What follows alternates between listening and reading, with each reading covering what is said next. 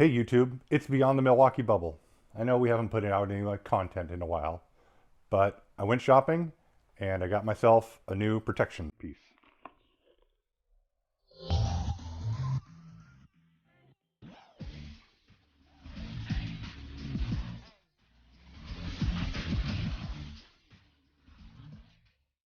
So here's a little bit different angle of the unboxing videos. Turn this around so you can see it. Springfield Armory, Loaded 1911 Parkerized. Box comes in, hit the lovely Springfield Armory logo and some information I can't read without my readers on. The firearm is in here, and I'll show you that in a second. Nice little soft case.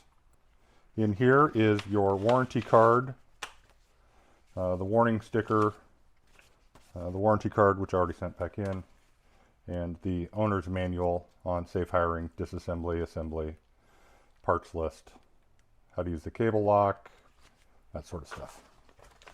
And in here are the accessories, which include a second, they call it superlative. I don't think they understand what that word is.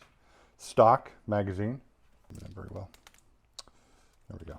Okay, and a cable lock and a small tool bag that includes 2 hex nuts. One for removing the mainspring guide. In addition to those, I also picked up a Wilson Combat 8-round 45 ACP. So let's go ahead and get this open. We'll close the box up.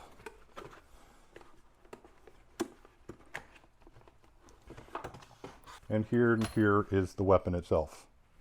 I have a chamber flag in. This weapon is clear. It does have a magazine in the well, but the weapon is clear. There's nothing in the chamber. This weapon is safe and it has been double checked. That's focusing on. It's got front serrations, front and back, an extended slide release, extended magazine release, a little bit of a bevel on the magazine well, a flat mainspring housing with really, really sharp, I guess you'd call that checkering. It's very tight. That's probably not going to come in on this, but there it is right there. And then a skeletonized D hammer. Trident sights, they're dovetailed in, so it's easy to tap them out and put your own sights in it. It's got the crossed cannons logo right there in the grips. The grips are very nice, good coloration. It's got an extended and reliefed trigger that can be adjusted for trigger distance, and a very, very crisp, say 4.5 pounds, maybe 5 pound pull on it. They say it's a stainless steel match barrel, and I'll actually take this apart. Other videos I've seen on YouTube, they don't take them apart. I'll break this one down for you. It's got a full-length guide rod that for the spring, which I'm not quite sure why they have it there. It's odd to me, but it seems to work. And I've noticed that pulling the buffer out is very strenuous. I might have to put on gloves to do it because it is really, really stiff. So, and another nice feature on the weapon is that it has a ambidextrous safety. So if you are a lefty, which I'm not, you can lock the safety or release the safety with that thumb or with this thumb. For left-handed shooters, a lot of times they have to reach over the weapon or move their thumb around the weapon to release that safety. Another nice feature that they tout is that the firing pin right there, which you can see at the tip of my finger, is titanium, so lightweight and very strong. And then you get 2 of these magazines with it. Let's move that in there. 2 of these magazines.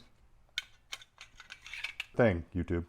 Did you notice that was a little stiff? It pops right out. And then there's a lot of resistance right as it's going in to pass the magazine catch. And that will segue in for me setting this down, making sure it's safe again, and pulling out the Wilson combat magazine. So I'm back. Here is the Wilson combat magazine without all the glare. Clamshell. Pop it in. These are considered better than the factory magazines. They hold 8. They have a recessed follower in them. Nice smooth spring and a plastic, I'd call it a foot, but it's the mainspring. I don't remember what it's called, where the mainspring lands in.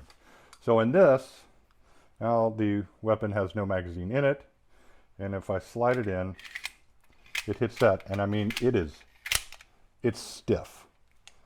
And that release is I gotta really thump it to get it in there. So my question for YouTube and the internet is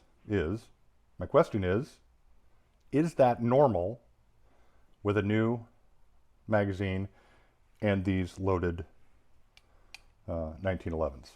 Watch this. Yep.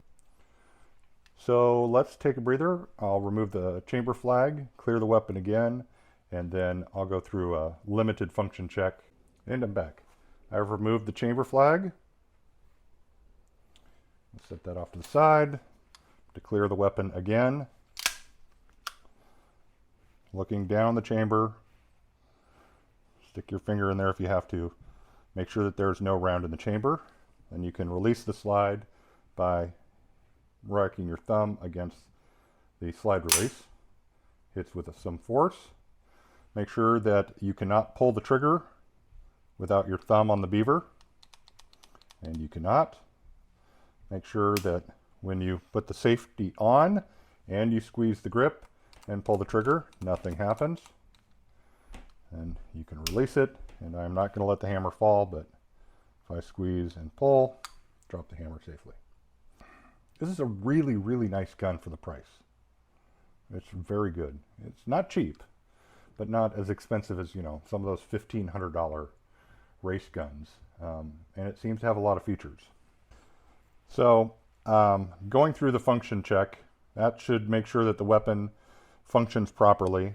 If you have a snap cap, you can verify that the hammer falls correctly when you pull the trigger and you're squeezing the beaver, the safety, grip safety. Let's go on to disassembly, which means I'm going to need a pair of gloves because this thing is stiff.